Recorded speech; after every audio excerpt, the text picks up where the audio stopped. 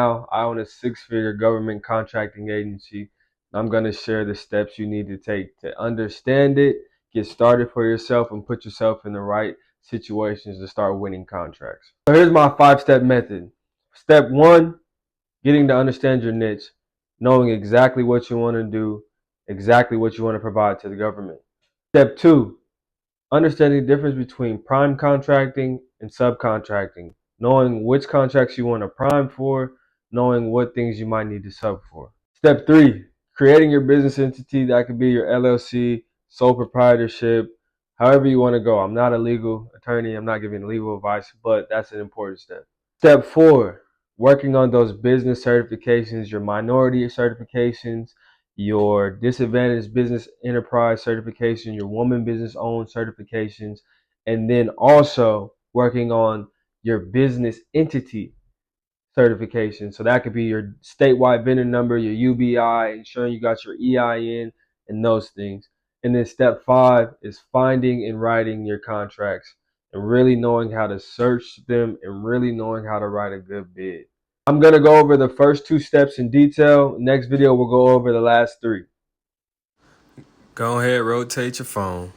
So for Houston opportunities, I'll usually search Houston procurement opportunities. Always make sure to go to the governmentsite.gov.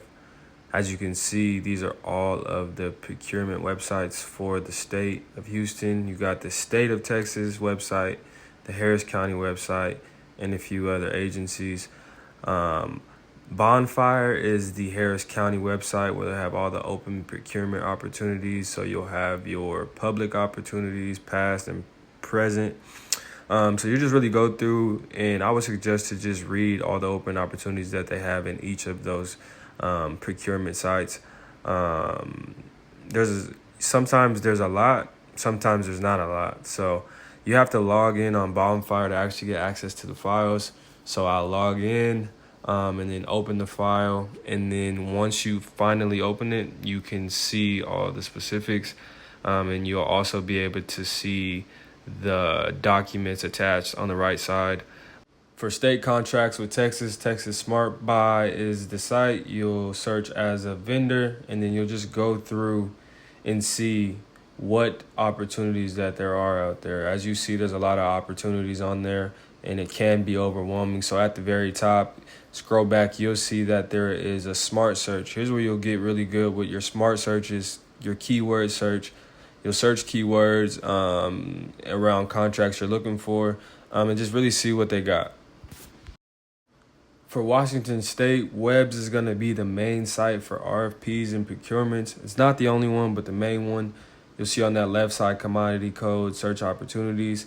This is specific to my commodity codes, which means the specific work that I like to do or that my company does. So I'll click search my commodity codes and then do the same thing as the other sites. I'll go through, see what is open, see what kind of contracts that they have. As you see, there's a lot, and I liked that one, so we'll probably go ahead and go deeper into that one. So I'll click the project, and then here's where I can see the specifics, the amount of years, the contract value, the scope of work, a quick summary. Washington, I'll be honest, is a lot more organized than Texas. They give you a lot more information, and then they also tell you the budget. So I'll download all these documents and attachments, and I'll be good to go. So, what's the difference between prime contracting and subcontracting? Primary contracting means that your business, your entity is the primary contractor for this contract. You are going to be responsible for everything top to bottom. They're going to come for you for questions. They're going to want to know you're the one who submitted the bid. Basically, you're essentially the organization that submitted the bid for this specific RFP or grant, whatever it may be. Subcontracting. Say we find a landscaping contract. I can be the primary contractor for the actual contract, but I'm going to subcontract all the work and use the landscaping company to be a partner on this bid opportunity. So that means before I put in the request, I got out quotes to different landscaping companies, ask them, hey, how much would you charge me to fulfill this scope of work? How much would it be? This is what I need, X, Y, and Z. I'm going to go through the scope of work. I'm going to get a quote from them, and then I'm going to add my extra on top, and that's how I'm going to make my money. So say, for instance, they'll charge me $50 an hour. I might charge the government $65 an hour, and I'll make a $15 an hour. That's where I make my money. Or they'll charge me $300,000 a year to do this work. I'm going to charge the government $375, and I'm going to make $75,000 from doing high-level management and ensuring that, that could be administrative pieces, whatever. So yeah, those are the two different routes.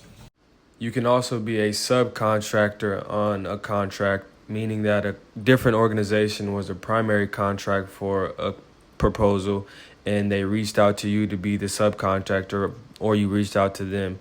An example of that is the work that Push for Dreams had us subcontract for them on their primary contract. Y'all stay tuned for these next videos. I'll be going over the next 3 steps and then also walking you through them. Peace.